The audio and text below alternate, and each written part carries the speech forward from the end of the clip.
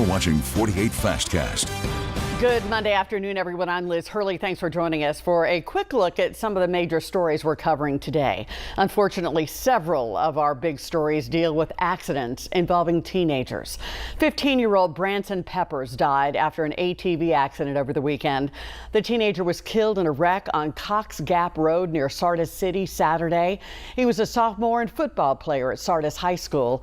Sand Mountain reporter Will Eldridge talked to Peppers' family as well as his high school football coach and his teammates. He'll share their stories beginning today at 4. We also have an update on the recovery of a West Morgan High School football player who was badly injured during a game Friday night. Cole Thorne's family says he is able to walk on his own today after getting hit on the field Friday.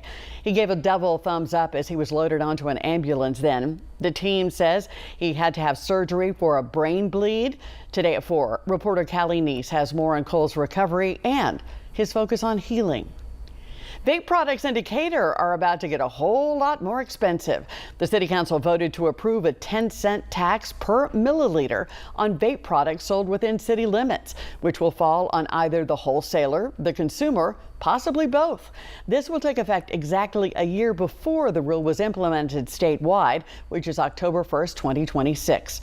Since the ordinance passed before October the 1st of this year, the city of Decatur will collect a portion of that revenue from the tax. A similar ordinance will be discussed at Huntsville's next city council meeting. We'll be right back.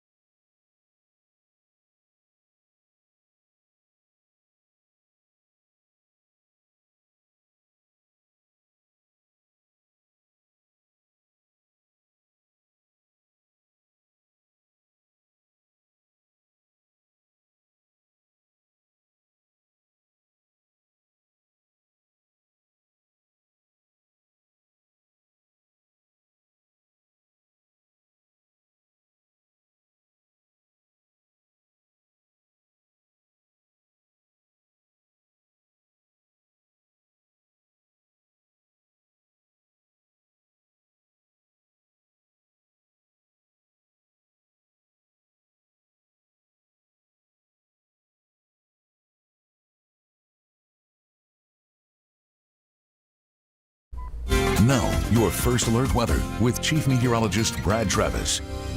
Well, a beautiful but a warm afternoon. Right now, 91 degrees in Madison and much of the Huntsville metro area, even out towards the Shoals, where you recovered after all the clouds and rain you had this morning. About 1 to 3 inches of rain across the northwest corner of the state. A real complicated weather pattern. You notice the waves here coming in from the due north and dropping to the south. May see similar conditions tomorrow, late morning into the early afternoon. That's why we're keeping that 20% chance of rain in there. And then off the coast of the Carolinas, we've got a little spin up area, low pressure here. It's just kind of giving them a lot of rain and rough surf conditions, but that's about it.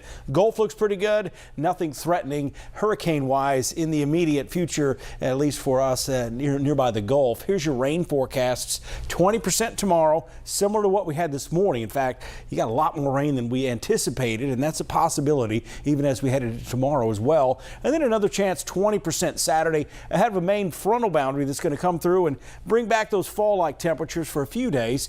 Here's your daily planner for your Tuesday. 87 degrees at 3 o'clock, 79 degrees by the early evening hours. Here's a look at 6 o'clock this evening. We'll continue to watch a few showers possible, but mainly up into middle Tennessee, and those will drop south. But notice as we get into tomorrow, particularly the late morning, early afternoon hours, a round of showers, a few thunder showers could move in from the north and kind of fade away as the sun sets. So again, we'll watch that for you. Right now, don't see anything too strong. Pollen forecast fairly high. It's ragweed and starting to get more grass pollen out there too. Here's that 10-day forecast. We'll be talking more about this at 4, 5, and then again at 6. Hot until that next front comes in over the weekend. Very good. Thank you, Brad. Thank you for joining us for this 48 FastCast. Join AJ Wiest in just a few minutes with Before the 4. And then Brad and I will join you once again at 4 and 5 and 6 on TV, WAFF 48. I'm Liz Hurley, WAFF 48 News. Thanks for joining us. We'll see you in a few.